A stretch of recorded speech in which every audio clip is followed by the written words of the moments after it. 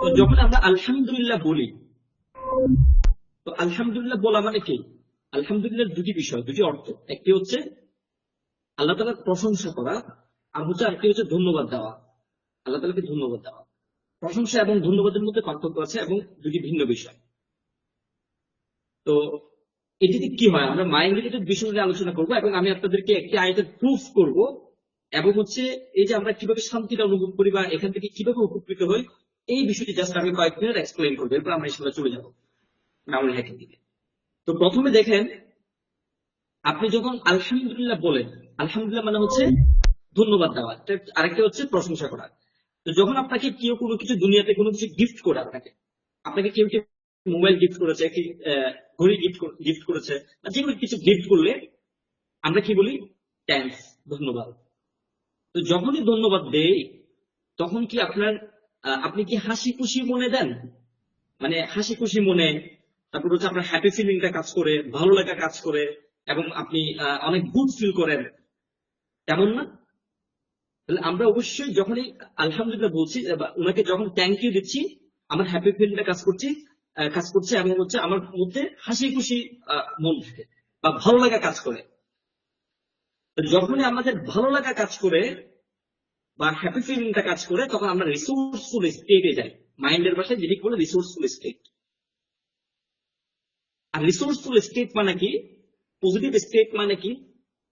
Resourceful state মানে হচ্ছে, আপনি এই ক্লাসে দেখবেন কি, এই ক্লাসে অনেকেই ক্লাস করবেন, অনেকেই শেষ পর্যন্ত চলে যাবেন, অনেকে হচ্ছে কন্টিনিউ করতে পারবেন না, মানে এখান থেকে উপকৃত হতে পারবেন না, বঞ্চিত হবেন, চলে যাবেন। আবার যারা করবেন, ওনাদের মধ্যে দুই ধরনের মানুষ থাকবে। কেউ হচ্ছে ভালোভাবে ক্লাসটি করবে, মনোযোগ সহকারে করবে, এখান থেকে কিছু শিখে যাবে। আর কিছু মানুষ দেখবেন কি, শিখতে পারবে না, আরে দেখতে আসছি, কি হয়েছে দেখি, কেমন হয় দেখি, জাস্ট এটুকু বলে চলে যাবে। অথবা উনি কন্টিনিউ করতে পারবে না বা ক্লাসটি ভালোভাবে করতে পারবে না। কিন্তু যিনি ভালোভাবে করতে পারবেন, উনি কেন পারছেন? উনি পারছেন হচ্ছে, উনি যখন রিসোর্সফুল স্টেটে থাকবেন, আপনার যখন রিসোর্সফুল স্টেট বা আপনার পজিটিভ স্টেটে যখন থাকবেন, আপনি এই ক্লাস থেকে সবচেয়ে বেশি রিসোর্স নিতে পারবেন, সবচেয়ে বেশি শিখতে পারবেন, সবচেয়ে বেশি লার্ন করতে পারবেন এই ক্লাস থেকে। কে? যিনি রিসোর্সফুল স্টেটে থাকবেন। আর যিনি রিসোর্সফুল স্টেটে থাকবেন না, তিনি হচ্ছে এখান থেকে তেমন লার্ন করতে পারবেন না, তারপর হচ্ছে তেমন বেশি কিছু শিখতে পারবেন না, তারপর হচ্ছে ক্লাসে অমনোযোগী থাকবেন, এরপর হচ্ছে উনি কিছুক্ষণ মোবাইল দেখবেন, এরপর হচ্ছে উনার ডোপামিন কাজ করবে, কেমন জানি করবে, এরপর একটু করে ক্লাস থেকে লিভ নিয়ে চলে যাবে, শিখতে পারবে না। তাহলে এই যে দুই ধরনের আমরা মানুষ দেখলাম। তো যারা রিসোর্সফুল স্টেটে আছেন, ওনারা কেন আছেন, বা আমরা কিভাবে রিসোর্সফুল স্টেটে আসতে পারি ইমিডিয়েট এখন? তো যখন আমরা আলহামদুলিল্লাহ বলি, তাহলে আমরা কি হচ্ছে, রিসোর্সফুল স্টেটে যাচ্ছি। কেন? আমার হ্যাপি ফিলিংটা কাজ করছে, আমার ভালো লাগা কাজ করছে, এই জন্য আমি হাসি মুখে ধন্যবাদ দিচ্ছি, এই জন্য। তাহলে যখন আপনি কেউ কোনো কিছু গিফট করলে আমরা ধন্যবাদ দিই, আবার যখন আমরা আলহামদুলিল্লাহ বলছি, তাহলে আমরা আল্লাহকে ধন্যবাদ দিচ্ছি, আল্লাহর প্রশংসা করছি। তাহলে ধন্যবাদ এবং প্রশংসাটা কি হচ্ছে, কিভাবে হচ্ছে? দেখেন, আপনি বলতে পারেন, তাহলে আমাকে তো আল্লাহ তাআলা মোবাইল গিফট করেনি, আমি আল্লাহকে ধন্যবাদ কেন দেব? আল্লাহ তাআলা আমাকে একটি ঘড়ি গিফট করেনি, আমি কেন ধন্যবাদ দেব? দেখেন, মোবাইল আর ঘড়ি এগুলো তো সামান্য কিছু বিষয়। আপনি যেই মুহূর্তে আপনি বলছেন আমি মোটামুটি ভালো আছি, সেই মুহূর্তে আপনার কথা বলার শক্তি কাজ করছে, সেই মুহূর্তে আপনার দৃষ্টিশক্তি কাজ করছে, সেই মুহূর্তে আপনার শ্রবণ শক্তি কাজ করছে, সেই মুহূর্তে আপনার ব্রেইন কাজ করছে, সেই মুহূর্তে আপনার দুটি হাত কাজ করছে, সেই মুহূর্তে আপনার দুটি পা কাজ করছে। তাহলে এই যে প্রত্যেকটি বিষয়, এগুলো যদি আপনার না থাকতো, তাহলে সেক্ষেত্রে আপনি কিভাবে মানে জীবনযাপন করতেন? স্বাভাবিকভাবে আমরা জীবনযাপন করতে পারতাম না। তাহলে এই যে বিষয়গুলো দিয়েছে, এগুলোকে আমাদেরকে আল্লাহ তাআলা জিজ্ঞাসা করেছিল, নাকি আমরা চেয়েছিলাম? আল্লাহ আমাকে দুটি চোখ দিয়ে, আমাকে ব্রেইন দিয়ে, আমাকে চোখ দিয়ে, আমাকে কথা বলার শক্তি দিয়ে, এগুলো আমরা চেয়েছিলাম? চাইনি। কিন্তু না চাইতে উনি আমাদেরকে দিয়েছেন। আর না চাইতে দেওয়া মানে কি? আপনাকে কেউ কোনো কিছু গিফট করেছে, গিফট করা মানে কি? আপনি কি চেয়েছিলেন গিফটটি? চাননি। গিফট হচ্ছে না চাইতেই দেয়। তাহলে আপনি দেখেন, এই যে এতগুলো নিয়ামত আপনার সাথে বডিতে, এতগুলো নিয়ামত দিয়েছেন, আপনি উপভোগ করছেন। তাহলে এই যে বিষয়গুলো, এগুলো সবগুলো গিফট না, আমাদেরকে না চাইতে দিয়েছেন। এবং গিফট কেমন গিফট? আমরা যে বলি, একটা হচ্ছে বলা, একটা স্মরণ করা। স্মরণ করার মধ্যে পার্থক্য কি? বলা স্মরণ করার মধ্যে। স্মরণ মানে কি? আপনার যে ব্রেইন কাজ করছে, যদি ব্রেইন না থাকতো আপনি আজকে এই ক্লাসটি করতে পারতেন না। আপনার সুস্থ মস্তিষ্কে আপনি ক্লাস করতে পারতেন না, আপনি হচ্ছে কোনো ডিগ্রি অর্জন করতে পারতেন না, কোনো অফিসে কাজ করতে পারতেন না, কোনো কিছুই করতে পারতেন না। তারপর দেখেন এভাবে আপনার যদি কথা বলার শক্তি না থাকতো কথা বলতে পারতেন না, এভাবে আপনার শ্রবণ শক্তি না থাকতো আপনি শুনতে পারতেন না। তাহলে এই যে বিষয়গুলো, তাহলে এগুলো কি? এগুলো সবগুলো নিয়ামত এবং সবগুলো হচ্ছে গিফট, এমন গিফট যেগুলো আর কেউ দিতে পারবে না, এবং এমন গিফট যেগুলো যদি এই গিফট গুলো যদি আপনাকে না দিত তাহলে আপনি স্বাভাবিকভাবে জীবনযাপন করতে পারতেন না। তাহলে এই গিফট গুলোর জন্য আমরা কি আল্লাহ তাআলার কাছে অন্তর থেকে শুকরিয়া আদায় করতে পারবো না? এবং আল্লাহ তাআলাকে ধন্যবাদ দিতে পারবো না? শুকরিয়া আদায় করা মানে ধন্যবাদ দেওয়া, আলহামদুলিল্লাহ। তাহলে এই যে বিষয়টি বললাম, এটি হচ্ছে আমাদের ধন্যবাদ। আর প্রশংসাটা কি? আপনাকে কেউ মোবাইলটি গিফট করেছে, মোবাইল গিফট করার পর এখানে আপনি ওনাকে বলেছেন ধন্যবাদ, কিন্তু উনি যখন উনি বলেছেন এই মোবাইলটি হচ্ছে আমি নিজে ক্রিয়েট করেছি, আমি নিজে বানিয়েছি, আমি বানিয়ে আপনাকে গিফট করেছি, আপনাকে দিয়েছি, তখন আপনি ফার্স্ট হচ্ছে নাকি উনি গিফট যখন দেয় আপনি ধন্যবাদ দেন। কিন্তু যখন উনি বলে এই মোবাইলটা আমি ক্রিয়েট করেছি, আমি বানিয়েছি, তখন বলবেন ওয়াও, আপনি সারপ্রাইজ হয়ে যাবেন, কিভাবে বানালে তুমি, এত বড় একটি ডিভাইস বানিয়েছো তুমি, মাশাআল্লাহ মাশাআল্লাহ। এই যে মাশাআল্লাহ বলছে, এই যে সারপ্রাইজ হচ্ছে, এটি হচ্ছে প্রশংসা, এগুলি হচ্ছে প্রশংসা। উনার প্রশংসা করছেন, মাশাআল্লাহ বলে প্রশংসা করছেন, এটি হচ্ছে প্রশংসা। তাহলে এই যে আপনার আল্লাহ তাআলার ক্ষেত্রে প্রশংসাটা কি হয়? এই যে আলহামদুলিল্লাহ যখন বলছেন তখন প্রশংসাটা কি স্মরণ করবেন?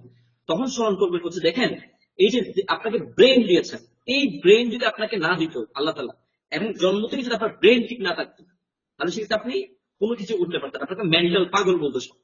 আপনাকে যদি দুটি চোখ দেওয়া না হতো তাহলে আপনাকে কেউ দিতে পারতো না, একমাত্র আল্লাহ তাআলা দিতে পারতেন। তাহলে এই যে এত বড় একটি গিফট, এবং হচ্ছে এটা সারপ্রাইজ হওয়ার মতো, কিভাবে পেরেছেন আল্লাহ তাআলা? দুনিয়াতে কেউ পারে একটি ব্রেন তৈরি করবে? এই পর্যন্ত আপনি এই যে দুনিয়া সৃষ্টি হওয়ার পর থেকে কেউ পেরেছে একটি ব্রেন তৈরি করতে? কেউ পেরেছে দুটি চোখ বানাতে? আল্লাহ তাআলা যেভাবে দিয়েছেন, কেউ পেরেছে আপনাকে শ্রবণ শক্তি দিতে? কেউ পারেন না। হ্যাঁ, আপনি বলতে পারেন ডক্টররা ট্রিটমেন্ট দিতে পারে, বাট ওরা ক্রিয়েট করতে পারে না। তাহলে এই যে দুটি আল্লাহ তাআলা এত সুন্দর চোখ দিয়েছেন, এত সুন্দর চেহারা দিয়েছেন, এত ব্রেন দিয়েছেন, আপনার বডির প্রত্যেকটি মুভ করার এই যে পার্ট দিয়েছেন, তাহলে এই যে বিষয়গুলো, এগুলো আল্লাহ তাআলা ছাড়া কেউ পারে না। ওয়াও, কিভাবে পারেন আল্লাহ তাআলা? যে ওয়াও বলে সারপ্রাইজ হচ্ছে আমরা, আল্লাহ তাআলার প্রশংসা, এটি হচ্ছে প্রশংসা। তাহলে যখন আপনি আলহামদুলিল্লাহ বলবেন তখন আমার মতো দুটি বিষয় স্মরণ করা, একটি হচ্ছে আমি যে যে নিয়ামতগুলো পাচ্ছি, আমি উপভোগ করছি, সেগুলো স্মরণ করা, আর হচ্ছে এই বিষয়টির জন্য আমি কি করা, প্রশংসা করা। তাহলে আপনি বলেন এখন এই যে দুটি যদি বিষয় হয় তাহলে কি হচ্ছে? কোরআন একটা আয়াত আছে, আউযু বিল্লাহি মিনাশ শাইতানির রাজিম, বিসমিল্লাহির রহমানির রহিম, লাইন শাকারতুম লাযিদান্নাকুম ওয়া লাইন কাফারতুম মিন আযাবিল শাদীদ। যখন কেউ আল্লাহ তাআলার নিয়ামতের শুকরিয়া আদায় করে আল্লাহ তাআলার নিয়ামত আরো বাড়িয়ে দেন, যদি না শুকরিয়া করে ছিনিয়ে নেয়, তাহলে বাড়িয়ে দেন কিভাবে? আমি জাস্ট 2 মিনিটে একটা প্রুফ দেখাবো, প্রুফ করবো। তাহলে বাড়িয়ে দেন আল্লাহ তাআলা বলেছেন। তাহলে যখন আপনি আলহামদুলিল্লাহ বলেছেন তখন আপনি শুকরিয়া আদায় করেছেন, তারপর প্রশংসা করেছেন। আর যখন শুকরিয়া আদায় করা এবং প্রশংসা করা হয় তখন আপনার হ্যাপি ফিলিংটা কাজ করে, ভালো লাগা কাজ করে, ভালো লাগা কাজ করে। আর যখন ভালো লাগা কাজ করে তখন আপনি রিসোর্সফুল স্টেটে যান, অর্থাৎ যখন আপনার হ্যাপি ফিলিংটা কাজ করবে তখন আপনি রিসোর্সফুল স্টেটে যাবেন। আর রিসোর্সফুল স্টেটে যাওয়া মানে আপনি এই ক্লাস থেকে সবচেয়ে বেশি রিসোর্স নিতে পারবেন, সবচেয়ে বেশি শিখতে পারবেন। তাহলে আপনি বলেন এই ক্লাসে যুক্ত হওয়ার পূর্বে আপনি মেমোরি টেকনিক সম্পর্কে জানতেন না, মাইন্ড টেকনিক সম্পর্কে জানতেন না, এই বিষয়গুলো সম্পর্কে জানতেন না, কিন্তু আপনি একটু পরে জানতে পারবেন। কখন বেশি জানতে পারবেন? যখন আপনি রিসোর্সফুল স্টেটে থাকবেন। আর কখন রিসোর্সফুল স্টেটে থাকবেন? যখন আপনি আলহামদুলিল্লাহ বলবেন এবং শুকরিয়া আদায় করে আপনার হ্যাপি ফিলিংটা কাজ করবে, তখন আপনি রিসোর্সফুল স্টেটে থাকবেন। আর রিসোর্সফুল স্টেটে থাকলে আপনি সবচেয়ে বেশি রিসোর্স নিতে পারছেন। আর সবচেয়ে বেশি রিসোর্স নিতে পারা মানে হচ্ছে আপনি নিয়ামত পাচ্ছেন, আগে জানতেন না এখন পাচ্ছেন, তাহলে নিয়ামত পাচ্ছেন। তাহলে আপনি বলেন এখন কি আল্লাহ এই যে নিয়ামতটা বাড়িয়ে দিয়েছে না? এটা প্রুফ পেয়েছে। এবং মানে কমে যাচ্ছে বা না পায় কারা, বঞ্চিত হয় কারা? যেমন অনেকে এখানে আছেন, উনি হচ্ছে আরে ক্লাস করলে করবো, না করলে কি হয়, একটু এদিকে সেদিক তাকায়, কিছুক্ষণ পর চলে যাবে, এই যে বিষয়গুলো হবে। তাহলে উনি হচ্ছে আলহামদুলিল্লাহ অন্তর থেকে বলেননি এবং হ্যাপি ফিলিংটা কাজ করেনি। যখন হ্যাপি ফিলিং কাজ করেনি, আলহামদুলিল্লাহ বলেননি, উনি আনরিসোর্সফুল স্টেটে আছে। আর আনরিসোর্সফুল স্টেট মানে হচ্ছে উনি এখান থেকে রিসোর্স নিতে পারবেন না, বেশি লার্ন করতে পারবেন না। আর বেশি লার্ন করতে না পারা মানে কি? উনি নিয়ামত থেকে বঞ্চিত হচ্ছেন। একই সময়ে দুই ধরনের মানুষ ক্লাস করছে, কেউ নিয়ামত পাচ্ছেন, কেউ বঞ্চিত হচ্ছেন। আর যিনি পাচ্ছেন তিনি হচ্ছে রিসোর্সফুল স্টেটে আছেন, আর যিনি পাচ্ছেন না তিনি হচ্ছে আনরিসোর্সফুল স্টেটে আছেন। আর যিনি রিসোর্সফুল স্টেটে আছেন উনি কেন এসেছেন? ওনার হ্যাপি ফিলিংটা কাজ করেছে। আর হ্যাপি ফিলিংটা কেন কাজ করেছে? উনি আলহামদুলিল্লাহ বলার কারণে। আর যিনি আনরিসোর্সফুল স্টেটে আছেন উনি নাশক্রিয়া করেছেন, আলহামদুলিল্লাহ বলেননি, যার কারণে উনি হচ্ছে আনরিসোর্সফুল স্টেটে আছেন এবং উনি এখান থেকে বেশি রিসোর্স দিতে পারবেন না। তাহলে এই যে প্রুফটা পেয়ে আছেন, আমরা এই জন্য সবাই আমরা আজকের এই বিষয়টা আমরা শিখি। সবাই এখন আমরা নিয়ামতের কথাটা স্মরণ করি, আপনার কোন কোন নিয়ামত আপনি এখন উপভোগ করছেন সেই বিষয়টি স্মরণ করবেন। এবং এই যে প্রশংসাটা করা, আমরা এই যে অন্তর থেকে আমরা সবাই আজকে এই প্র্যাকটিসটি করে অন্তর থেকে সবাই বলে আলহামদুলিল্লাহ। الحمد لله الحمد لله الحمد لله الحمد لله الحمد لله الحمد لله তো ঠিক আছে, আমরা ক্লাসের দিকে যাই। তো প্রথমে আজকে আমাদের এই মেমোরি হ্যাকিং সিক্রেটের বিষয়গুলো আমরা আলোচনা করি, আমরা ধাপে ধাপে যাবো ইনশাল্লাহ। তো আজকের আমাদের প্রোগ্রামের নাম হচ্ছে বেসিক মেমোরি হ্যাকিং সিক্রেট। এই মেমোরি হ্যাকিং সিক্রেট প্রোগ্রামকে আমরা দুটি ভাগে ভাগ করেছি, অর্থাৎ এটি হচ্ছে মেমোরি হ্যাকিং সিক্রেট। এই প্রোগ্রামকে আমরা দুটি ভাগে ভাগ করেছি, একটি হচ্ছে বেসিক মেমোরি হ্যাকিং সিক্রেট আর একটা হচ্ছে অ্যাডভান্স মেমোরি হ্যাকিং সিক্রেট। তো আমরা আপনাদেরকে অনেকগুলো বিষয় দেখিয়েছি বা আপনারা অনেক ভিডিও দেখে এসেছেন। আমরা যে অনেক ভিডিওতে বা অনেক কন্টেন্টে আমরা দুটি বিষয় নিয়ে আলোচনা করেছি, অর্থাৎ দুটি পার্ট নিয়ে বা দুটি প্রোগ্রাম সম্পর্কে আমরা একসাথে জানিয়েছি। তবে আজকের প্রোগ্রামে আমরা বেসিক মেমোরি হ্যাকিং সম্পর্কে জানবো আমরা, এবং অ্যাডভান্স সম্পর্কে আপনারা ইনফরমেশন পাবেন। আজকে আমরা বেসিক ক্লাস হয় একটি, এবং আজকের মধ্যে আমরা ইনশাআল্লাহ বেসিক ক্লাসটি কমপ্লিট করবো, বেসিক মেমোরি হ্যাকিং সিক্রেট। তো আমি প্রথমে আমার পরিচয় দিচ্ছি। আমার হচ্ছে মোহাম্মদ ওয়াহিদুর রহমান। আমি একজন সার্টিফাইড লাইফ কোচ এবং হচ্ছে ফাউন্ডার প্রোডাক্টিভ মাইন্ড। তো আমি ফার্স্টে হচ্ছে মেমোরি হ্যাকিং সিক্রেট সম্পর্কে একটু বলবো, কিভাবে এসেছে বা কেন নিয়ে এসেছি বা কখন থেকে আমাদের আইডিয়াটি আসছে। তো দেখেন, আমরা বেশ কিছুদিন পূর্বে একটি প্রোগ্রাম লঞ্চ করেছিলাম। এই প্রোগ্রাম হচ্ছে অনেক স্টুডেন্টরা ছিলেন, কিন্তু আমি একটি প্রবলেম ফেস করেছি, সেটি হচ্ছে স্টুডেন্টদেরকে ধরে রাখা যেত না, কন্টিনিউ করতো না, কোনো কাজ কন্টিনিউ করতে পারে না। যেমন এখানে অনেকেই উপস্থিত থাকবেন, পরবর্তী চলে যাবেন। তো আমরা কোনো কাজ মানে শেষ পর্যন্ত শেষ করতে পারি না বা কন্টিনিউ করতে পারি না। তাহলে এটি কেন হয়? তো আমরা যেটি দেখলাম হচ্ছে, যখন উনি ক্লাসে উপস্থিত হননি আমরা ওনাকে পুশ আপ করতাম। আপনি কেন ক্লাসে উপস্থিত হননি, এখন যুক্ত হন। পুশ আপ করার সাথে উনি যুক্ত হতেন। আবার পরের দিন আবার উনি উপস্থিত হতেন না। এর পরের দিন যখন আবার ওনাকে পুশ আপ করা হতো, আবার হচ্ছে উনি উপস্থিত হতেন। তো যেটা হয় কি, আমাদেরকে যেটি পিছনে পুশ আপ করা লাগে, যেটি আপনার বাংলা ভাষায় বলে ঠেলা লাগে, করো করো করো করো। তাহলে আপনাকে যদি নিজের উদ্দীপনা না থাকে, আপনাকে যদি পিছনে পুশ আপ করা হয় বা ফোর্স করা হয়, এই কাজটি বেশি দিন করানো যায় না, বা হচ্ছে আপনি বেশি দিন এবং এ থেকে আপনি ভালো লাগেও কাজ করবেন না, মানে আপনার প্রেশারে করবেন কাজটি। তো তখন আমরা এই প্রবলেম ফেস করেছি। তো ফেস করার পরে আমরা এরপর একটি আইডিয়া নিয়ে এসেছিলাম, সে একটি প্রোগ্রাম লঞ্চ করেছিলাম, সেটা হচ্ছে প্রোডাক্টিভিটি ট্র্যাকিং সিস্টেম। আমাদের প্রোডাক্টিভ মাইন্ডের একটি প্রোগ্রাম হচ্ছে প্রোডাক্টিভিটি ট্র্যাকিং সিস্টেম, অর্থাৎ আমাদেরকে আগামীকাল উনি কি কি করবেন প্রত্যেকটি বিষয় আমাদেরকে আজকে জমা দিতে হতো। অর্থাৎ উনি আগামীকালের প্ল্যান কয়টি, এগুলো আমাদেরকে জমা দেওয়া লাগতো। এবং এর পরের দিন এই যে আজকে যে প্ল্যানগুলো দিয়েছে সেগুলো বাস্তবায়ন করেছে কিনা, কয়টি করেছে, কয়টি করতে পারেনি, এবং কখন ঘুম থেকে উঠেছে, কখন খাবার খেয়েছে, আজকে সারাদিন কতক্ষণ মোবাইলে টাইম স্পেন্ড করেছে, এবং কিভাবে কিভাবে স্পেন্ড করেছে, বা এই যে রাতে কখন ঘুমাতে গিয়েছে, টোটাল একটি রিপোর্ট আমাদেরকে জমা দেওয়া লাগতো। তো এখানে আমরা এই যে এক্সপেরিমেন্ট চালিয়েছিলাম, প্রায় আপনার 35 মেম্বার ছিলেন এর কাছাকাছি।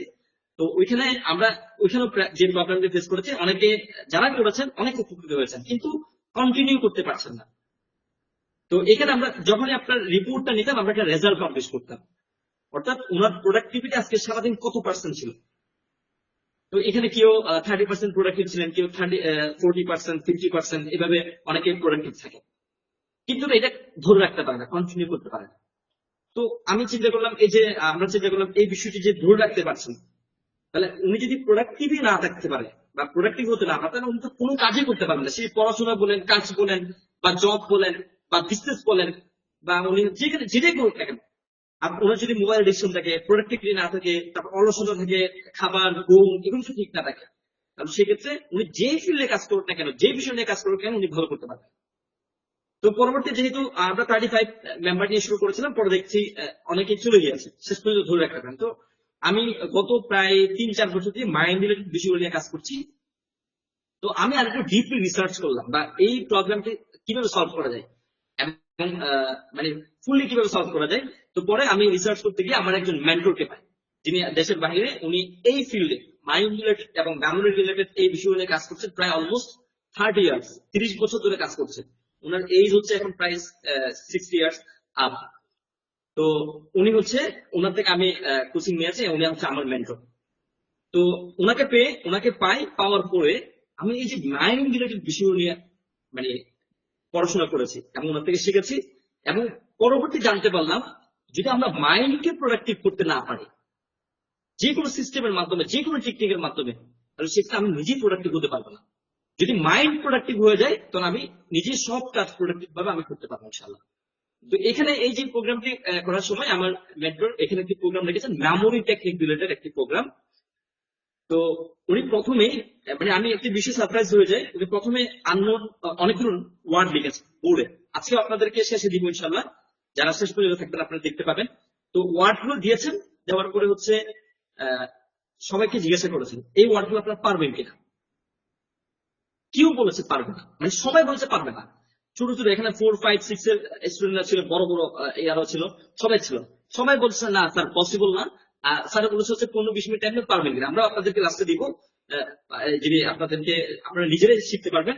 তো সবাই বলেছে না স্যার পসিবল না, আমরা পারবো না। তো স্যার কি করেছে, কয়েক মিনিটের মধ্যে টেকনিক গুলো শিখিয়েছে। শেখানোর পর সবাই একসাথে বলতে পারছে, মানে ছোট ছোট বাচ্চা সবাই। আমি দেখে মানে আশ্চর্য হয়ে যাবে কিভাবে পসিবল। একটু আগে সবাই বলতো প্রায় 50টির মতো ওয়ার্ড সবাই পেরেছে এবং সবাই বলতে পারছে এবং সবাই হচ্ছে অনেক মানে হ্যাপি ফিলিং কাজ করতে, সবাই হচ্ছে হাসি খুশিতে ছিল। আমি তখন আফসোস হয়েছে, ইস যদি এই টেকনিক গুলো আগে পারতাম, যে কোনো ভাষা সহজে শিখতে পারতাম, যে কোনো পড়াকে ইজি করে শিখতে পারতাম। তো যখন হচ্ছে টেকনিক গুলো শেখানো হয়েছিল, তো আমরা যখন এই যে বিষয়গুলো বলি অনেকে আফসোস করে। আমরা যখন যে কোনো একটা ভাষা শিখতে চেয়েছি বা হচ্ছে ইংলিশ শিখেছি, তখন কি করেছে, ওয়ার্ড মেমোরাইজ করতে পারতাম না, এভাবে নোট ডাউন করতাম, হচ্ছে হাঁটতে পড়তে, তারপর হচ্ছে হাঁটতে বসতে করতাম গাড়িতে, এইভাবে ছোট নোট দেখে, কিন্তু এরপরেও মনে রাখতে পারতাম না। আজকে পড়েছে কালকে ভুলে গেছে, আজকে পড়েছে কালকে ভুলে গেছে, মনে রাখতে পারতাম না। তাহলে এই যে মনে রাখতে পারছি না, এটা কেন? আমাদের সিস্টেমটা ভুল হওয়ার কারণে। যদি আমরা সিস্টেম, সঠিক সিস্টেমের মাধ্যমে আমার মেমোরি যেভাবে নিবে সেটা মেমোরাইজ করতে পারি, আমরা সেটা দ্রুত মেমোরাইজ করতে পারবো, মনে রাখতে পারবো। তো এই যে বিষয়টি শেয়ার করার পর আমাদের যারা অ্যাডভান্সে গিয়েছেন বা আমাদের অনেক মেম্বাররা আফসোস করেছে, বুঝলি স্যার এই টেকনিকগুলো আগে যদি আগেই জানতাম, আমরা আরো ভালো ইউনিভার্সিটিতে ভালো কোথাও এডমিশন নিতে পারতাম। এরকম একজন রাজশাহী ইউনিভার্সিটির স্টুডেন্ট, তো সে বলেছে মানে বলছে স্যার আর ভুলিয়েন না, যে আফসোসটা এত হচ্ছে, মানে হচ্ছে যদি টেকনিকগুলো আগে পারতাম আমি আরো ভালো ইউনিভার্সিটি এডমিশন নিতে পারতাম। কারণ হচ্ছে সব পড়া ইজি করে সে পড়তে পারছে এবং দ্রুত মেমোরাইজ করতে পারছে এবং লার্ন করতে পারছে, মনে রাখতে পারছে। আমরা এই বিষয় সম্পর্কে জানলাম। তো হচ্ছে এরপরে যে শেখার পরে আমি দেশে বাইরে শিখেছি, তো আমি বললাম আমাদের দেশে এই বিষয় নিয়ে কেউ কাজ করছে না, কেউ বিষয়গুলো নিয়ে কাজ করছে না। তো পরে আমি নিজে সিলেবাস গুলো রেডি করেছি, মানে ওইখানে তো দেশের বাইরে ওদের সিলেবাস ভিন্ন, বা আমাদের সিলেবাসে ওই টেকনিক গুলো অ্যাপ্লাই করে আমাদের পড়াকে কিভাবে ইজি করা যায়, আমাদের মাইন্ডকে কিভাবে প্রোডাক্টিভ করা যায়, এই বিষয়গুলো নিয়ে আমি একটি সিলেবাস ক্রিয়েট করেছি। তো এখানে আমরা দুটি পার্ট রেখেছি, একটা বেসিক আর একটা অ্যাডভান্স। তো আমরা আজকে বেসিকটা আপনাদেরকে ইনশাল্লাহ আজকের মধ্যে শেষ করবো এবং আমরা আশা করছি 2 ঘন্টার মধ্যে ইন্টারভিউ শেষ হবে। তো এখন আমি আমার পরিচয়টা একটু ডিটেলস দিচ্ছি, সেটা হচ্ছে আমি Mohammad Wahidur Rahman, certified life coach and founder productive mind. তো আমি প্রায় অলমোস্ট আপনাদের অনেকদিন ধরে আমি ট্রেনিং গুলো করাচ্ছি, প্রায় 9,000 প্লাস পার্টিসিপেন্টকে আমি ট্রেনিং করেছি আলহামদুলিল্লাহ। এমন হচ্ছে আমার ট্রেনিং ডিউরেশন হচ্ছে প্রায় 10,000 মিনিট প্লাস আমি ট্রেনিং করেছি, এবং এটি যদি সেকেন্ডে কনভার্ট করি প্রায় আপনার 7 লাখ সেকেন্ডের কাছাকাছি আমি করেছি আলহামদুলিল্লাহ। তো এখানে যারা করেছেন অনেক ডক্টররাও ছিলেন, বেসিক অ্যাডভান্স দুটি মিলে অনেক ডক্টররা ছিলেন, অনেক ইঞ্জিনিয়াররাও ছিলেন, তারপর হচ্ছে অনেক কলেজ ইউনিভার্সিটির প্রফেসররা ছিলেন, তারপর অনেক টিচাররা ছিলেন, স্কুলের টিচার, তারপর কলেজের মাদ্রাসার টিচাররা ছিলেন, তারপর হচ্ছে প্রবাসীরা ছিলেন, স্টুডেন্টরা ছিলেন। স্টুডেন্টদের মধ্যে এখানে পাবলিক ইউনিভার্সিটির স্টুডেন্ট, প্রাইভেট ইউনিভার্সিটির স্টুডেন্ট, তারপর হচ্ছে মাদ্রাসার স্টুডেন্ট অনেকে ছিলেন। তো আলহামদুলিল্লাহ করছেন অনেকে, এবং যারা করেছেন ওনারাও ছিলেন। তো এখন আজকে আমরা প্রথমেই কোন বিষয় নিয়ে আলোচনা করব? তো আমি প্রথমে আপনাদেরকে একটু জানতে চাই হচ্ছে আপনারা শেষ পর্যন্ত আজকে এই যে বিষয়টি লার্ন করার জন্য শেষ পর্যন্ত কে কে থাকবেন? আপনারা যারা থাকবেন এবং প্রিপারেশন নিয়ে এসেছেন আপনারা সবাই হ্যান্ড রাইজ করবেন। যে সবাই হ্যান্ড রাইজ করেন, দেখে আমরা কারা শেষ পর্যন্ত থাকবেন ইনশাআল্লাহ।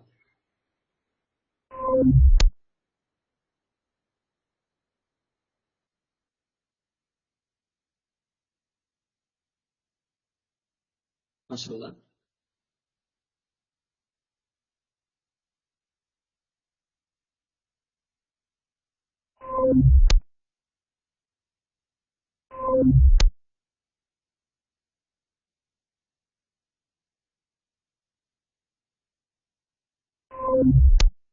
মাশাআল্লাহ 165 পার্টিসিপেন্ট হচ্ছে আপনারা হ্যান্ড রাইজ করেছেন, বাকিরা থাকবেন না।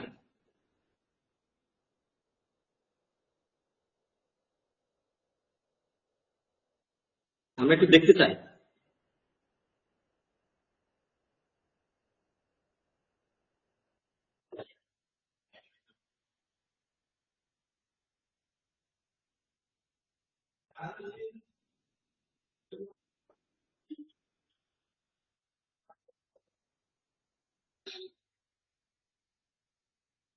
মাশাআল্লাহ প্রায় 200 প্লাস, না 200 হয়নি এখনো, 190 পার্টিসিপেন্ট হচ্ছে হ্যান্ড রাইজ করেছেন। আচ্ছা ঠিক আছে, ইনশাআল্লাহ আমরা শেষ পর্যন্ত থাকবো, যারা শিখতে পারবেন শেষ পর্যন্ত থাকবে ইনশাআল্লাহ। তো ঠিক আছে, আমরা শুরু করছি।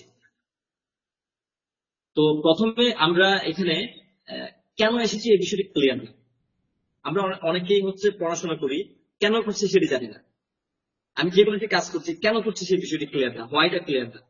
তো ফার্স্টে আমি আজকে যে এতক্ষণ ক্লাস করবেন, কেন করবেন, কোন কোন প্রবলেমের সলিউশন জানতে আপনি করবেন, এই বিষয়ে আমি ফার্স্টে আলোচনা করব। প্রথম হচ্ছে দেখেন, একজন স্টুডেন্ট লিখেছেন পর্যাপ্ত প্র্যাকটিস করার পরেও পরীক্ষার হলে পারা জিনিস ভুল করতেছি, প্লাস টাইম মেনটেন করতে পারতেছে না। দেখেন সে কান্নার একটা রিয়াক্ট আছে, সে ট্রাই করছে কিন্তু পারছে না, মানে প্র্যাকটিস করছে কিন্তু পরীক্ষায় পারা জিনিস ভুল করতেছে, টাইম মেনটেন করতে পারছে না। আলটিমেটলি কি হয়, রেজাল্ট ভালো করতে পারে। এটি একটি প্রবলেম, এটি এক ধরনের প্রবলেম। এটা একজন স্টুডেন্ট লিখেছেন। আরেকজন স্টুডেন্ট লিখেছেন, আসসালামু আলাইকুম, আমি একজন মেয়ে, আমি এইচএসসি 2023 ব্যাচে পরীক্ষা দিয়েছিলাম। শুরু থেকে পড়ালেখায় অনেক মনোযোগী ছিলাম, কিন্তু আস্তে আস্তে মোবাইলে আসক্ত হওয়ার কারণে পরে তেমন মন বসে না। আমার 23 ব্যাচে ফেল আসে। আমি ফেল শব্দের সাথে পরিচিত না, হঠাৎ আমার এই রেজাল্ট আমার পরিবার আর আমি কেউ মেনে নিতে পারিনি, এখনো না। এখন আমি 24 ব্যাচে পরীক্ষা দিতে চাচ্ছি, পড়ার জন্য আমার বাসায় বাইরে যেতে হবে, কিন্তু বাইরের লোকেরা আমাকে দেখলেই নানান কথা প্রশ্ন করে, যার কারণে আমি বাসা থেকে বের হই না। এখন আমার পড়ার জন্য বাইরে যাওয়া দরকার, কিন্তু লজ্জায় পারছি না। এখন আপনাদের কাছে আমার প্রশ্ন, আমার কি করা উচিত? তাদের জন্য বাসায় হাত পুড়িয়ে বসে থাকা, নাকি পড়ার জন্য বাইরে যাওয়া? দেখেন সে অনেকগুলো প্রবলেম ফেস করছে, এগুলো আমরা সবার লাইফের সাথে যখন মিলাবেন আপনি দেখবেন আপনিও এই প্রবলেম গুলো ফেস করছেন। সে মোবাইল এডিক্টেড হওয়ার কারণে, মোবাইলে টাইম বেশি স্পেন্ড করার কারণে পড়াশোনার টাইম দিতে পারেনি, আলটিমেটলি সে রেজাল্ট খারাপ করেছে। আমরা অনেকেই এমন করছি, আপনি অনেক টাইম মোবাইল স্পেন্ড করছেন, তাহলে এই যে এটি একটি প্রবলেম। তারপর হচ্ছে দেখেন সে রেজাল্ট খারাপ করেছে, কিন্তু হচ্ছে তার ভালো করার ইচ্ছে জেগেছে, মানে সে পরবর্তী আবার এক্সাম দিবে, ভালো করবে। কিন্তু সে ভালো করতে চাচ্ছে, তার আশা, কিন্তু তার আশেপাশের এনভায়রনমেন্ট সবাই নানান কথা বলছে, নানান কিছু বলছে। আপনি দেখবেন আমাদের পাশের বাসার আন্টি, পাশের বাসার আপু অনেকে অনেক কিছু বলে, এই রে ও টিকতে পারেনি, ও তো এটি হয়নি, ও তো রেজাল্ট ভালো করতে পারেনি। এক একজন এক এক কথা বলে, ফ্রেন্ড, তারপর হচ্ছে সব। তাহলে এই যে আপনাকে এক একজন এক এক কথা বলছে, বিভিন্ন বিষয় বলছে, আপনি রেজাল্ট খারাপ করেছেন, এগুলো কি? এগুলো হচ্ছে আমাদের সবগুলো পেইন। আপনি এগুলো পেইন না, যদি আপনি পেইন গুলো নিয়ে পড়তে বসেন, তাহলে আমরা কি পড়াশোনা বেশিক্ষণ করতে পারি, পড়াশোনায় মনোযোগ দিতে পারি? দিতে পারি না। তাহলে যদি আমি পেইন গুলো রিমুভ করতে পারি, যেমন আপনি জাস্ট একটু এখন ভাবেন, আপনি মোবাইলে টাইম কম স্পেন্ড করেছেন, আপনি পড়াশোনায় মনোযোগ দিয়েছেন, মোবাইল এডিকশন দূর করতে পেরেছেন, টেকনিকের মাধ্যমে পড়াশোনায় মনোযোগ দিতে পেরেছেন, এবং আপনার যে পেইন আছে পেইন গুলো কমাতে পেরেছেন। বিভিন্ন জন বিভিন্ন কিছু বলছে, এগুলো আপনি কানেও দেননি, এবং বিভিন্ন প্র্যাকটিসের মাধ্যমে আপনি পেইন গুলো কমিয়েছেন। তাহলে সেক্ষেত্রে আপনি বলেন, আপনি যেই কাজটি করছেন না কেন আপনি ভালো করতে পারবেন কিনা, একটু চিন্তা করে দেখেন। তাহলে আমরা এখানে ফার্স্টে মোবাইল এডিকশন পেয়েছি, তারপর হচ্ছে আপনার অমনোযোগী পেয়েছি, তারপর হচ্ছে বিভিন্ন নানান জন কথা বলছে, এই বিষয়গুলো পেয়েছি। তাহলে এই প্রবলেম গুলোর সলিউশন কি হতে পারে আমরা সেই বিষয়গুলো আলোচনা করব। এবং প্রথমে পেয়েছি হচ্ছে পর্যাপ্ত প্র্যাকটিস করার পরেও পরীক্ষা হলে পারা জিনিস ভুল করতেছে। কেন ভুলে যাই আমরা পরীক্ষা হলে, কেন টাইম মেনটেন করতে পারি না? তাহলে এই যে আমরা দুটি প্রবলেম পেলাম। আরেকটি প্রবলেম দেখেন, সূত্র মনে রাখার কোন ট্রিক্স জানা থাকলে কেউ বলবেন ফিজিক্স কেমিস্ট্রি ম্যাথের সূত্র ইজিলি ভুলে যায় বারবার পড়ার পর। এটি একটি প্রবলেম, সে পড়ার পড়ছে কিন্তু ভুলে যাচ্ছে, পড়ছে ভুলে যাচ্ছে, এটি একটি প্রবলেম। আমরা 3 ধরনের প্রবলেম ফাইন্ড আউট করেছি। এখন আমরা ফার্স্ট আপনাদেরকে হোয়াইট ক্লিয়ার করছি আমরা কেন ক্লাসটি করবো। তো দেখেন, এই যে একজন স্টুডেন্ট লিখেছে সে সূত্র মনে রাখতে পারছে না, পড়া মনে রাখতে পারছে না। তো কেন পারছে না? সিস্টেম ভুল হওয়ার কারণে। তো এই যে সিস্টেম কিভাবে ঠিক করতে পারি আমরা সেই বিষয়গুলো মেমোরি টেকনিকে জানবো। আমাদের আজকের একটি পার্ট থাকবে মেমোরি টেকনিক। তারপর হচ্ছে একজন হচ্ছে মোবাইল এডিকশন দূর করতে পারেনি, তারপর হচ্ছে তাকে নানান জন নানান কথা বলছে, তারপর এই যে বিষয়গুলো খারাপ লাগছে, বিভিন্ন পেইন, পড়াশোনায় মনোযোগ দিতে পারে না, অলসতা কাজ করে, এই যে বিষয়গুলো, তাহলে এই প্রবলেম গুলো সলিউশন কি হতে পারে? তাহলে আমরা এই যে এগুলো প্রবলেম আমরা কি সলভ, মানে কোন প্রবলেমটি সলভ করার মাধ্যমে তারপর হচ্ছে কিভাবে সলিউশনটা নিয়ে আসতে পারে, আমরা সেই বিষয়গুলো মাইন্ড রিলেটেড এই যে লেকচারটি থাকবে, যে পার্টটি থাকবে, যে টপিকটি থাকবে, আমরা সেই টপিক আলোচনা করবো ইনশাআল্লাহ। তারপর হচ্ছে আরেকজন স্টুডেন্ট লিখেছে সে হচ্ছে কনফিডেন্স নাই, মানে হচ্ছে সে টাইম মেনটেন করতে পারে না এবং হচ্ছে পর্যাপ্ত প্র্যাকটিস করার পরে ভুলে যায়। তাহলে এই যে কেন ভুলে যাচ্ছে, ভুলে যাওয়ার কারণ হচ্ছে সে এক্সাম হলে আনরিসোর্সফুল স্টেটে চলে যায়, তার নার্ভাসনেস কাজ করে, ভয় কাজ করে, তারপর হচ্ছে সে কনফিডেন্স হারিয়ে ফেলে। অনেকে দেখবেন কি হাত কাঁপাকাঁপি করে, তারপর দেখবেন কি অনেকে মানে নার্ভাস হয়ে যায়, তারপর এক্সাম হলে যাওয়ার পর, অনেকে ভাইবা বোর্ডে যাওয়ার পর এই যে বিষয়গুলো হয়, অনেকে প্রেজেন্টেশন দিতে গিয়ে এমন হয়, অনেকে নতুন ভাষা শিখেছেন যখনই কারোর সাথে কথা বলতে যাবে তখন তার এই প্রবলেম গুলো ফেস করে, মানে কনফিডেন্স থাকে না, কনফিডেন্স নিয়ে কথা বলতে পারে না, এই যে বিষয়গুলো। তাহলে এই প্রবলেম গুলো সলভ করতে আমরা পারছি না। তাহলে এই প্রবলেম গুলো সলিউশন কি হতে পারে? তো যদি আমরা আপনাকে শুধুমাত্র আমি মেমোরি টেকনিক শিখালাম, কিন্তু আপনি যেমন মেমোরি টেকনিক শিখেছেন, মেমোরি টেকনিকের মাধ্যমে আপনি 5 ঘন্টার পড়া 1 ঘন্টায় রেডি করতে পারবেন বা 30 মিনিটে রেডি করতে পারবেন, কিন্তু এই 1 ঘন্টা তো আপনাকে টাইম দিতে হবে। কিন্তু যখন আপনি টেকনিক শিখে ফেলবেন তখন আপনার মাইন্ড একটু সুযোগ নিবে। কেমন?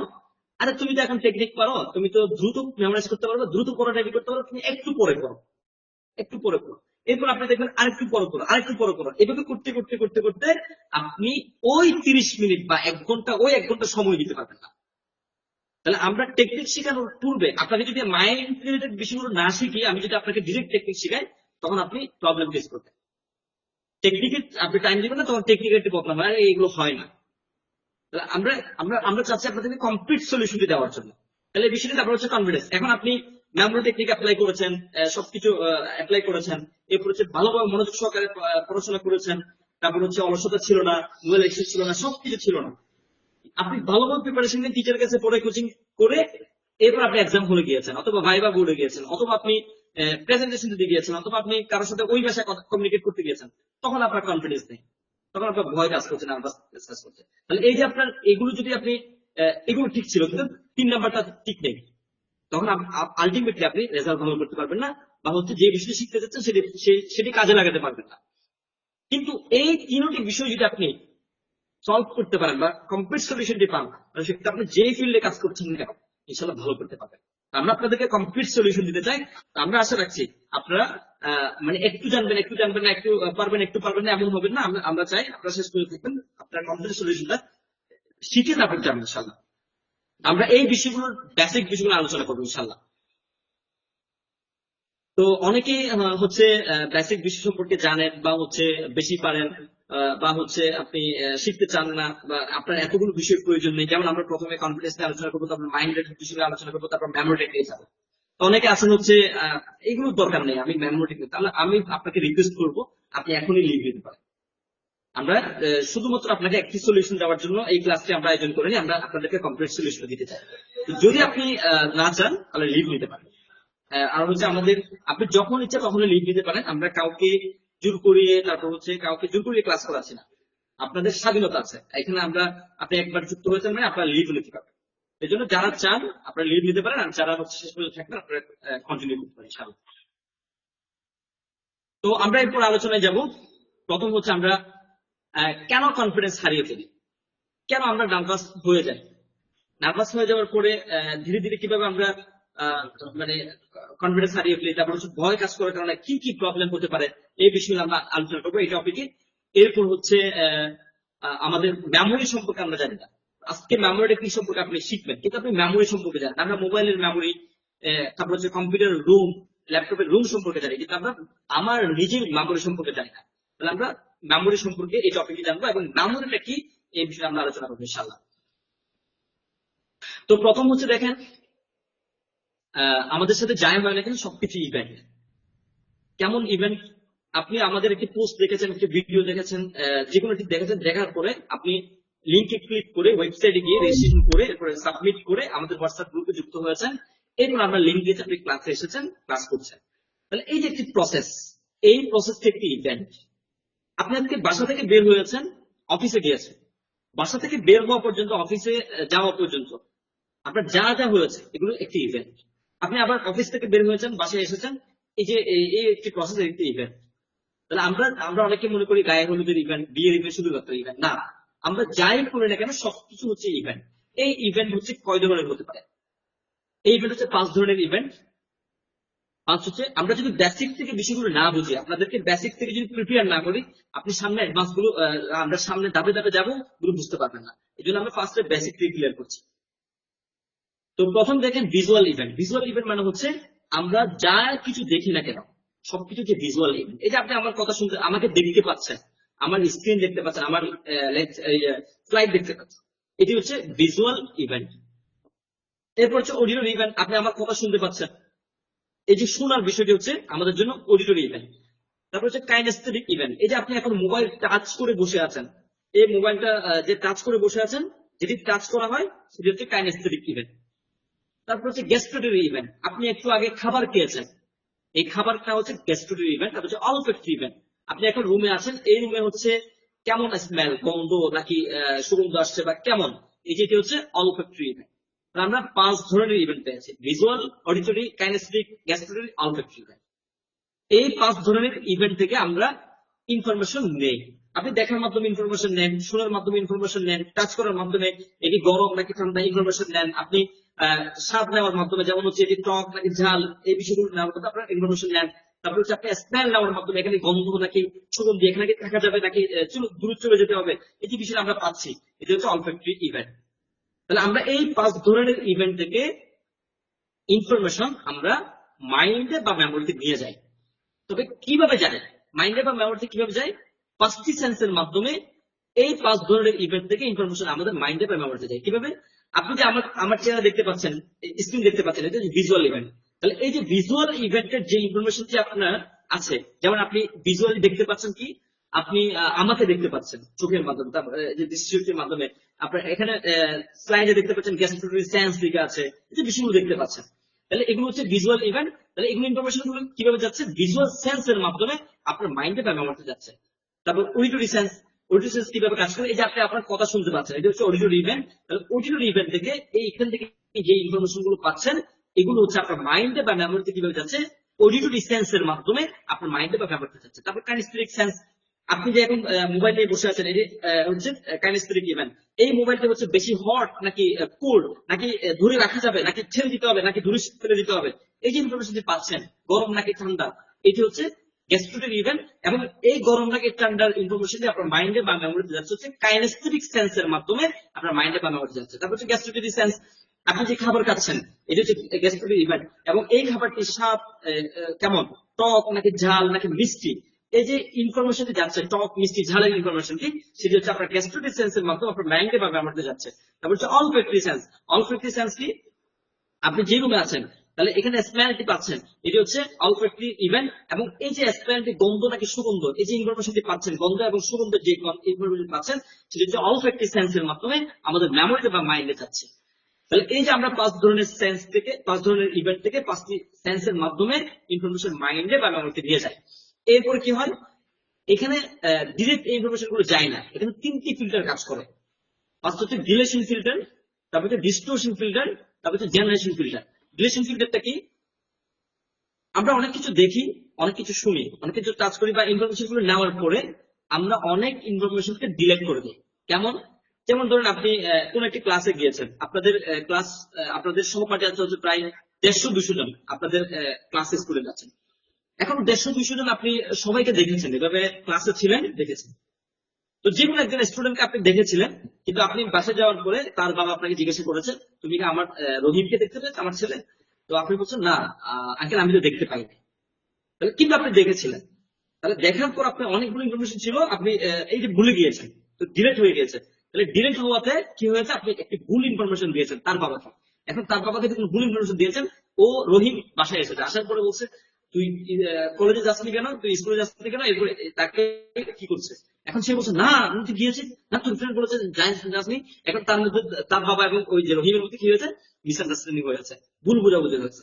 তাহলে ভুল বুঝাবুঝি কেন হয়েছে, ওই যে একজনে ইনফরমেশনকে ডিলেট করে দেওয়ার মাধ্যমে, ডিলেট করে দেওয়ার কারণে। তাহলে আমরা বিভিন্ন ইনফরমেশন, আমরা ফার্স্ট সেন্সের মাধ্যমে ইনফরমেশন নেওয়ার পর আমরা অনেক ইনফরমেশনকে ডিলেট করে দেওয়ার কারণে আমরা অনেক ক্ষতিগ্রস্ত হই, অন্যকেও ক্ষতিগ্রস্ত করি, আমাদের মধ্যে অন্যদের মধ্যে মিসআন্ডারস্ট্যান্ডিং হয়, ভুল বুঝাবুঝি হয়। তাহলে আমরা এইভাবে প্রবলেম দিচ্ছি, তারা ডিলেশন ফিল্টারটা কাজ করে যাবে। তারপর ডিস্টোরশন ফিল্টার কি, ডিস্টোর্ট মানে হচ্ছে বিকৃত করে দেওয়া। বিকৃত মানে কি, যেমন ধরেন আপনাকে কি একজন ফোন করেছে, আপনি একজন থেকে টাকা পান, আপনি ওনাকে ফোন দিয়েছেন টাকাগুলো নেওয়ার জন্য। তো যখন ফোন দিয়েছেন, উনি ফোন রিসিভ করছে না, 3-4 ফোন দিয়েছেন, রিসিভ করছে না। যখন রিসিভ করছে না, তখন আপনার কি আসছে, এই মানুষটা আমার সাথে চিট করছে, সে আমার সাথে বাটপারি করছে, সে বলে আমার টাকা দিবে না। এই যে বিভিন্ন বিষয়গুলো আপনার আসছে, ডিস্টোর্ট করছে। কিন্তু ওই মানুষটা ওই সময় মেডিকেলে ছিলেন, উনি অসুস্থ, মেডিকেলে ছিলেন। মেডিকেলে থাকাতে উনি কোথায় মোবাইল ছিল, কি ছিল ওনার হাতে ছিল না, যার কারণে উনি রিসিভ করতে পারেনি। তাহলে উনি মেডিকেলে ছিলেন, কিন্তু আপনি এদিকে ডিসপিউট করেছেন কি, এই মানুষ আমার সাথে চিট করছে, আমার টাকা দিবে না, এই বিষয়গুলো হচ্ছে। তাহলে 3-4 দিন পর আপনি আবার ওনাকে ফোন দিয়েছেন, দেওয়ার পরে ভাই আপনি আমার টাকা দিবেন, আপনি ওই দিন তো ফোন রিসিভ করছেন না, আপনি আমার সাথে চিটারি করছেন, পাটপারি করছেন। ওই মানুষটি বলছেন না ভাই আমি তো অসুস্থ। এখন যখন অসুস্থ হচ্ছে আপনি তাও বিশ্বাস করছেন না, আপনি মনে করছেন উনি আমাকে বাহানা দিচ্ছে, কিন্তু ওই মানুষ অসুস্থ ছিল। তাহলে তখন আপনার মধ্যে ওনার মধ্যে কি হয়, উনি আপনার থেকে কথার মাধ্যমে কষ্ট পায় এবং ওনার মধ্যে আপনার মধ্যে মিসআন্ডারস্ট্যান্ডিং হয়, ভুল বুঝাবুঝি হয়, সম্পর্ক নষ্ট হয়। তাহলে এভাবে কি হচ্ছে, আমরা ডিস্টোর্ট করছি নিজেদের মধ্যে। এরপর হচ্ছে জেনারেশন ফিল্টার কিভাবে কাজ করে, তাহলে আপনি অনেক ইনফরমেশনকে 5টি সেন্সের মাধ্যমে নিয়েছেন, নেওয়ার পর অনেক ইনফরমেশনকে ডিলেশন ফিল্টারের মাধ্যমে ডিলেট করে দিয়েছেন, মুছে দিয়েছেন। অনেক ইনফরমেশনকে আপনি ডিস্ট্রিবিউশন ফিল্টার বা বিকৃত ফিল্টারের মাধ্যমে বিকৃত করে দিয়েছেন।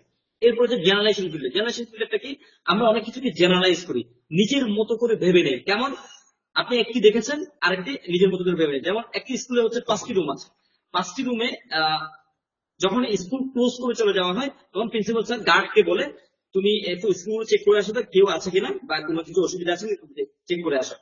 এখন ওই গার্ড কি করেছে, 5টি রুমের 2টি রুম চেক করেছে, বাকি 3টি রুম চেক করেনি। তো যে 3টি রুম চেক করেনি, ওই 3টি রুমে 2জন স্টুডেন্ট ছিল। এখন সে চেক না করে প্রিন্সিপাল স্যারকে বলেছে 2টি রুম চেক করে বাকি 3টি সম্পর্কে সে ধারণা করেছে। 2টি রুম চেক করেছে, বাকি 3টি চেক না করে ধারণা করেছে। ধারণা করে প্রিন্সিপাল স্যারকে বলেছে স্যার এখানে তো কেউ নেই, আমরা চলে যেতে পারি। এখন কি করে, স্কুল ক্লোজ করে চলে গেছে। যাওয়ার পরে কি হয়, তার বাবা মা ফোন দেয়, প্রিন্সিপাল স্যারকে ফোন দেয়, বলে কি স্যার আমার ছেলে কই, আমার মেয়ে কই, এভাবে বলে। তখন প্রিন্সিপাল স্যার বলে কি ওরা তো চলে গিয়েছে, তো স্কুলে নেই, স্কুলে কেউ নেই, প্রিন্সিপাল স্যার বলেছে, অথচ তারা এখানে ছিল। তাহলে এই যে এখন বাবা মা আরো প্রেশার হয়ে গিয়েছে, কোথায় গেল, তারা তো স্কুলে গেছে, কই গেলে, তারা সারাদিন ইম্প্রেশন ছিল। ওই স্টুডেন্ট গুলো কষ্ট পাচ্ছে, তারা বের হতে না পারে। এরপর হচ্ছে দেখেন, এরপরের দিন যখন স্কুল খুলেছে, তার বাবা মা এসে দেখতে পাচ্ছে ওই স্টুডেন্ট গুলো ওখানে, ওই বাচ্চাগুলো ওইখানে। দেখার পরে প্রিন্সিপাল স্যারকে ধরেছে, বলে কি স্যার আপনি না কালকে বললেন তারা এখানে ছিল না, তারা তো আমরা এখানে দেখতে পাচ্ছি আমাকে। তাহলে তখন প্রিন্সিপাল স্যার সম্পর্কে তাদের একটি খারাপ ধারণা আসে, ভুল বুঝাবুঝি হয়। তারপর হচ্ছে স্কুল সম্পর্কে একটি কি আসে, হচ্ছে খারাপ ধারণা আসে, এই স্কুলটি খারাপ, ভালো না। এরপর কিভাবে দেখেন, তারপর হচ্ছে প্রিন্সিপাল স্যার কাকে ধরে, গার্ডকে দেয়, তুমি না কালকে বলেছো তুমি এখানে কেউ ছিল না, এখন তো ওরা ছিল। তাহলে এখানে কয়জন মানুষ ক্ষতিগ্রস্ত হয়েছে, ওই বাচ্চারা ক্ষতিগ্রস্ত হয়েছে। তারপর প্রিন্সিপাল স্যার ক্ষতিগ্রস্ত হয়েছে। তারপরে কি স্কুল ক্ষতিগ্রস্ত হয়েছে, ওই বাবা মারা কষ্ট পেয়েছে। শেষ পর্যন্ত কি হয়, যে গার্ড জেনারেলাইজ করেছে ওই গার্ডের চাকরি চলে যায়।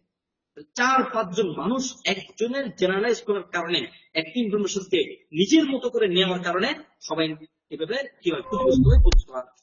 যেমন এখানে হচ্ছে অনেকে ক্লাসের শুরুতে ছিলেন কিন্তু অনেকে চলে গিয়েছেন, অথবা দেখবেন কি সামনে চলে যাবে।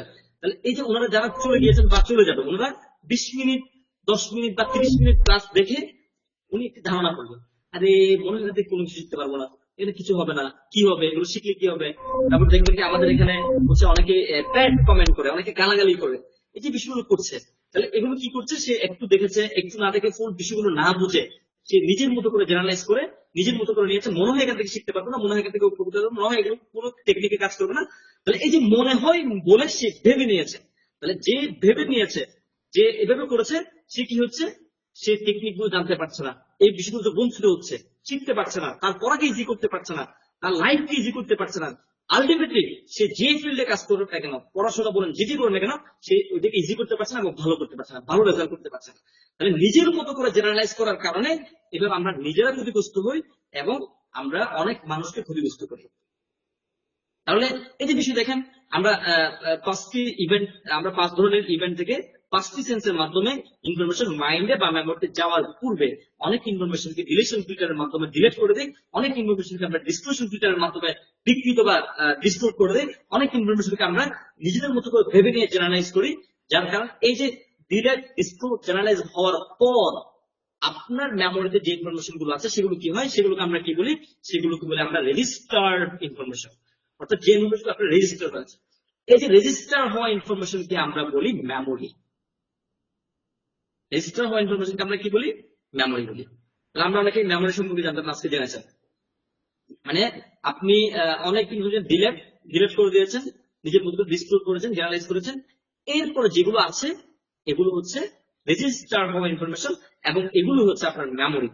এখন এই মেমোরি এবং এটিকে আর কি বলে, সাবকনসিয়াস ইমপ্রিন্ট। এগুলো আমরা মাইন্ডের ভাষায় এগুলো আমরা অ্যাডভান্সে জানবো, এগুলো অনেক ইম্পর্টেন্ট বিষয়। সাবকনসিয়াস ইমপ্রিন্ট ক্রিয়েট করা যায় বা কি হয়, এগুলো আমরা অ্যাডভান্সে জানবো। তারপর হচ্ছে নিউরাল পাথওয়ে, এবং নিউরাল পাথওয়ে কিভাবে ক্রিয়েট করা যায়, এই যে বিষয়টিকে বলে আমরা নিউরাল পাথওয়ে মাইন্ডের ভাষায়।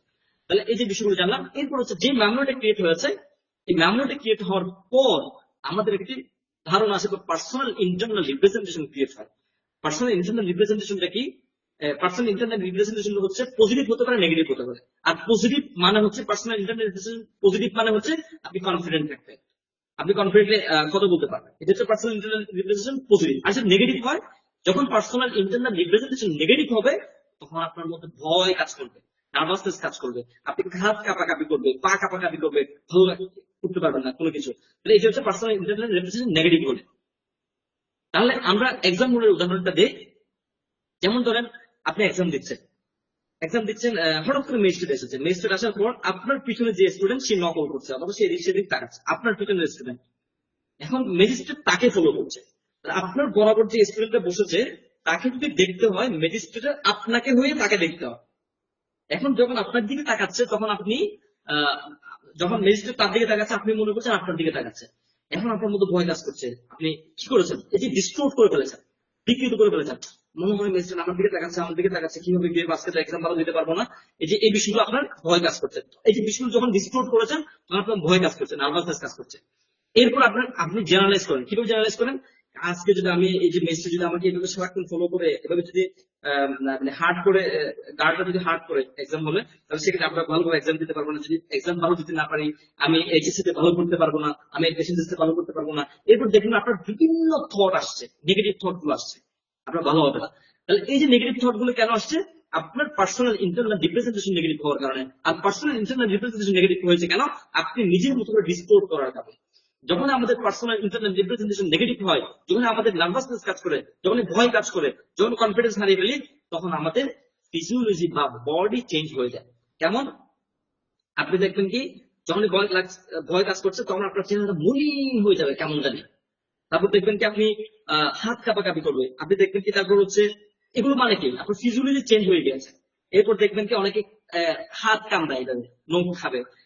তারপর হচ্ছে অনেকে দেখবেন কি কি বলে, কলম এভাবে কামড়াবে। এই যে বিষয়গুলো হচ্ছে, তাহলে তারপর অনেকে দেখবেন কি চুল এভাবে আঁচড়াচ্ছে বা কেমন জানি করছে, মানে তার বডি চেঞ্জ হয়ে যাবে, ফিজিওলজি চেঞ্জ হয়ে যাবে। তাহলে এই চেঞ্জ হচ্ছে কেন?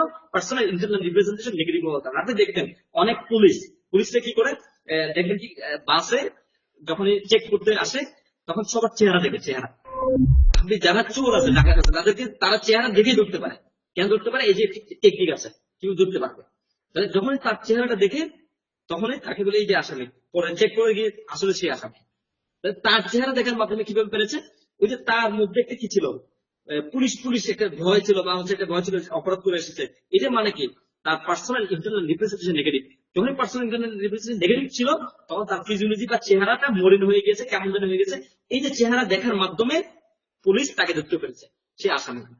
তাহলে এইভাবে আমরা কি হয়, personal internal representation plus physiology, এই দুটি যোগফল, এই দুটি একসাথে হয়ে আমাদের স্টেট তৈরি হয়। যদি আপনার পার্সোনাল ইন্টারনাল রিপ্রেজেন্টেশন পজিটিভ হয় তখন আপনার ফিজিওলজি ঠিক থাকবে, কনফিডেন্ট থাকবেন, তখন আপনি পজিটিভ স্টেটে থাকবেন। আর যদি পার্সোনাল ইন্টারনাল রিপ্রেজেন্টেশন নেগেটিভ হয়, ভয়, নার্ভাসনেস এগুলো কাজ করে, তখন আপনার ফিজিওলজি চেঞ্জ হয়ে যাবে। ফিজিওলজি চেঞ্জ হয়ে এই দুটি মিলে আপনার কি হবে, নেগেটিভ স্টেট ক্রিয়েট হবে। আর যখন আপনি পজিটিভ স্টেটে থাকবেন তখন আপনার ক্রিয়েটিভিটি কাজ করবে, আপনার ডিলাইটফুলনেস থাকবে, তারপর হচ্ছে আপনার হ্যাপিনেস কাজ করবে, ভালো লাগে কাজ করবে, ফিলিং ভিনার থাকবে, আমি এই পরীক্ষায় ভালো করবো, এই বিষয়গুলো থাকবে যদি পজিটিভ স্টেটে থাকেন। আর যদি নেগেটিভ স্টেটে থাকেন তখন কি হবে, আপনি নেগেটিভ স্টেট হচ্ছে আপনার ভয় কাজ করবে, তারপর হচ্ছে আপনার হতাশা দুশ্চিন্তা কাজ করবে, তারপর হচ্ছে ফিলিং ভিকটিম কাজ করবে, নিজেকে অপরাধী মনে হবে। তাহলে এগুলো হচ্ছে নেগেটিভ স্টেট থাকলে। আর নেগেটিভ পজিটিভ স্টেট মানে হচ্ছে আপনি রিসোর্সফুল স্টেট। আর রিসোর্সফুল স্টেট মানে হচ্ছে আপনি যে পড়াগুলো পড়ে এসেছেন তখন আপনি ওই পড়াগুলো মনে থাকবে, পড়াগুলো ইউজ করতে পারবেন, বা রিসোর্সফুল ইউজ করতে পারবেন বা লিখতে পারবেন। কখন? যখন আপনার পার্সোনাল ইন্টারনাল রিপ্রেজেন্টেশন পজিটিভ থাকবে, ফিজিওলজি ঠিক থাকবে, স্টেট পজিটিভ থাকবে, তখন আপনি রিসোর্সফুল স্টেটে থাকবেন। তখন আপনি কি হবে, আপনি লিখতে পারবেন, পড়াগুলো মনে থাকবে, ইউজ করতে পারবেন। কিন্তু যদি আপনার পার্সোনাল ইন্টারনাল রিপ্রেজেন্টেশন নেগেটিভ হয়, ফিজিওলজি চেঞ্জ হয়ে যায়, স্টেট নেগেটিভ হয়, তখন আপনি আনরিসোর্সফুল স্টেটে থাকবেন। এই যে আনরিসোর্সফুল স্টেটে থাকার পর আপনি পড়া ভুলে গিয়েছেন, ভয় কাজ করছে। এই যে এই স্টুডেন্ট কেন টাইম মেনটেন করতে পারছে না, তার টাইম মেনটেন করতে না পারার অন্যতম রিজন হচ্ছে সে আনরিসোর্সফুল স্টেটে আছে, পড়া ভুলে গিয়েছে, টাইম মেনটেন করতে পারছে না। তাহলে আমার মাইন্ড ট্রেনিং এর কাজ কি হয়, মাইন্ড টেকনিকের কাজ কি হয়? মাইন্ড টেকনিকের কাজ হচ্ছে আপনি ইমিডিয়েট, আপনি এক্সাম হলে আপনি হচ্ছে কারোর সাথে কমিউনিকেট করতে গেছেন, আপনি ইমিডিয়েট কিভাবে পার্সোনাল ইন্টারনাল রিপ্রেজেন্টেশন পজিটিভ করে, ফিজিওলজি ঠিক করে, পজিটিভ স্টেটে এসে, আপনি রিসোর্সফুল স্টেটে এসে কিভাবে এক্সাম ভালো দিতে পারবেন, সেই টেকনিক গুলো আমরা মাইন্ড টেকনিকে শেখাই, কিভাবে করতে পারেন। তো যদি আপনি এগুলো পারেন ইনশাল্লাহ আপনি কনফিডেন্ট এক্সাম দিতে পারবেন, আলটিমেটলি ইনশাল্লাহ রেজাল্ট ভালো করতে পারবেন। তো আমরা একটি টপিক শেষ করেছি, এরপর হচ্ছে আমরা মাইন্ড নিয়ে আলোচনা করব। আমি একটু 1 মিনিট 2 মিনিট ব্রেক নিচ্ছি, এরপর আমরা ইনশাল্লাহ মাইন্ড রিলেটেড আলোচনা করব ইনশাল্লাহ।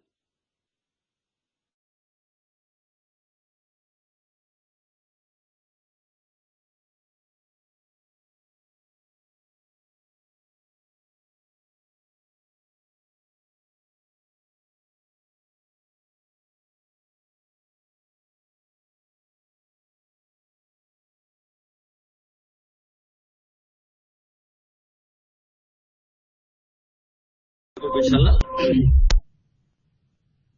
তো এই বিষয়টি সম্পর্কে আমরা কেন আলোচনা করব, কেন জানবো, এগুলো জানবো হচ্ছে আমরা মাইন্ডকে প্রোডাক্টিভ করতে পারছি না। তো মাইন্ডকে প্রোডাক্টিভ করতে না পারার কারণে কি হচ্ছে, আপনার মধ্যে অলসতা কাজ করছে, আপনি কাজে পড়াশোনায় মনোযোগ দিতে পারছেন না, তারপর হচ্ছে আপনার হতাশা কাজ করছে, দুশ্চিন্তা কাজ করছে, তারপর হচ্ছে আপনার এইভাবে পড়াশোনায় মনোযোগ দিতে পারছেন না। তাহলে এই বিষয়গুলো কেন হচ্ছে?